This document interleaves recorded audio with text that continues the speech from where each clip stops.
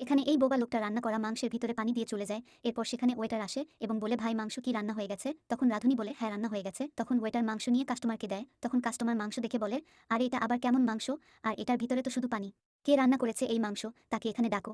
এটা শুনে ওয়েটার তাড়াতাড়ি রাঁধুনির কাছে যায় এবং বলে, কাস্টমার অনেক রেগে গিয়েছে, কাস্টমার তোমাকে ডাকছে। এরপর রাঁধুনি কাস্টমারের কাছে যায়। তখন কাস্টমার বলে, তুমি এই মাংস রান্না করেছো? তখন রাঁধুনি বলে, হ্যাঁ আমি রান্না করেছি।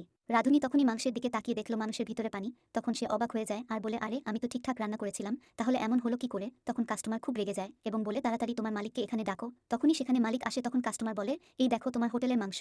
এই খাবার তো কোনো পশুতেও খায় না। তখন মালিক বলে, আরে রাঁধুনি পানি মাংসের ভিতরে কেন? তখন রাঁধুনি বলে, মালিক আমি তো ঠিকঠাকই মাংস রান্না করেছিলাম, কিন্তু বুঝলাম না কিভাবে মাংসের ভিতরে এত পানি আসলো। তখনই হঠাৎ সেখানে সেই বোবা লোকটা আসলো এবং সে ইশারা করে বলে, আমি এই মাংসের ভিতরে পানি দিয়েছি। তখন মালিক বলে, তুই এমন কাজ করলি কেন?